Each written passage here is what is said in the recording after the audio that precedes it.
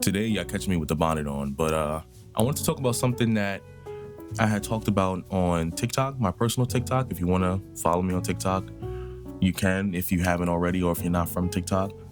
There's a lot of people who are saying like, "Oh, the film industry." It's a mustache tickling my nose.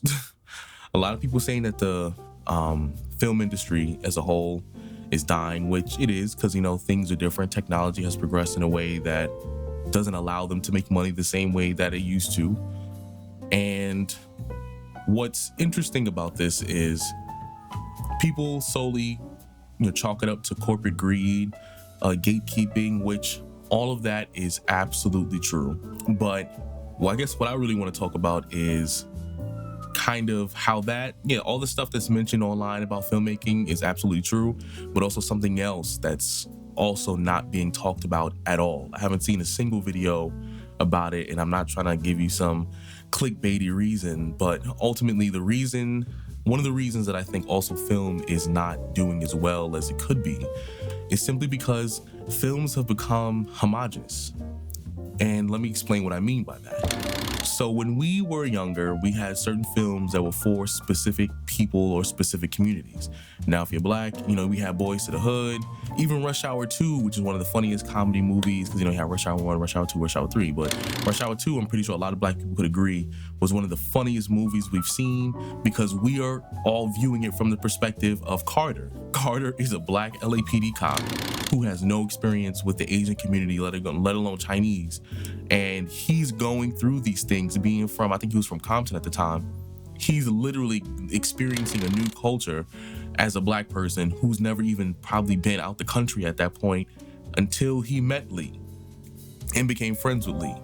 Now, that film was so targeted because it was funny, because a lot of the stereotypes at the time, which I'm not obviously advocating for, because we change and we evolve, but even then, even the stereotypes we thought about Asian people as a black community at the time was a part of the joke, because that's the things that we thought. And even though it didn't do like a job of trying to disprove the stereotypes, it still was from the perspective of how we felt at the time, which is why it was relatable, which is why it was funny. And a lot of people who maybe were similarly grouped in with us found the movie extra funny too. Even back in the 90s and the early 2000s, remember those old rom-coms that like a lot of white directors and writers used to make, especially like, Not Another Teen Movie, movies like that. I'll say the last time we got something similar was like Blue Mountain State, which has Alan Richmond, that's his name, who plays Reacher. Like we got movies like that where I've never been a part of frat culture. I've never grown up in the suburbs. I've never been bullied. I've never had to do any of that or experience any of that because, I grew up in New York City and I'm black. I grew up with people who look like me. But those movies were funny or cool because it gave me an insight of what it was like going to like an all-white school, like, always having the most popular girl or the popular crew of both girls and boys. And it was always like, so it gave us an idea of like what it was like in those schools. And, hey, the movie wasn't specifically targeting me, but I was able to see what life was like in those communities. And that's what made film really fun and interesting. It was different because everyone had a different perspective on what life was like, or maybe what their imagination was like. Even every movie about the Italian mob was different compared to the mobs and gangster movies that we had from, from back in the day as well. Everything was different and we got different perspectives and we each loved different things for different reasons. The homogenization of like, let's say, film nowadays, right? It's not solely for corporate greed, but also it reflects like a broader cultural trend, which is everyone's trying to, at least culturally and socially, everyone's trying to blend into this one mind kind of culture where, having individual perspective, having individual culture is seen as something negative. For example, the same point I made in my TikTok was, I remember seeing this boy online and he's like, oh yeah, I love black women. I love black women. I love black women. But then every time you go into the comments, his comments in the video, everyone who wasn't a black woman was like, hey, what about me? What about me? What about me?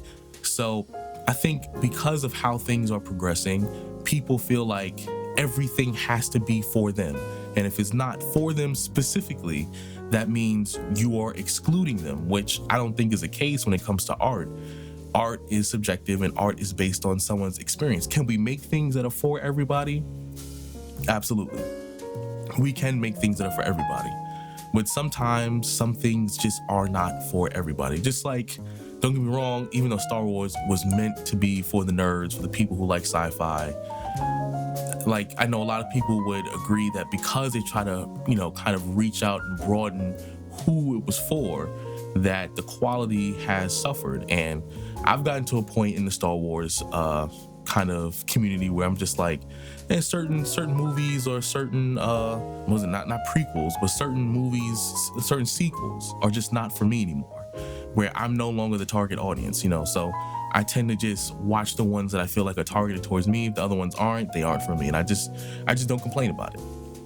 But those are just examples. What I'm going to say is, in order for cinema to really like make a huge return, outside of the fact that corporations need to stop being greedy, gatekeeping needs to stop happening in the community as well, in the filmmaking community, because even though it's predominantly, run by a lot of upper rich white men, and then it does not benefit the working people at the bottom, which consist of also white people and black people and many other types of people.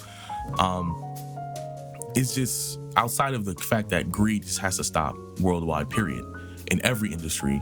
I think the reason film, and I think this is me personally, I think this is a big reason, I think we need to stop making film, every single film, this homogenous experience. Everyone deserves to have their own perspective. Everyone deserves to have their own point of view.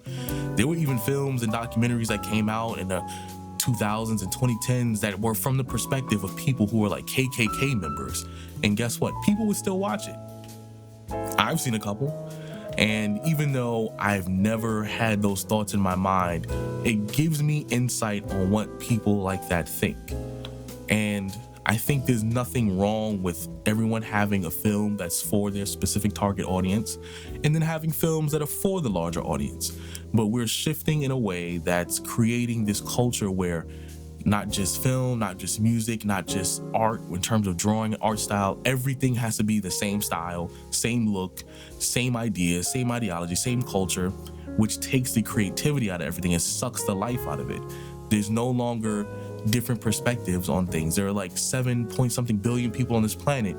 We all have different opinions. We all have different experiences.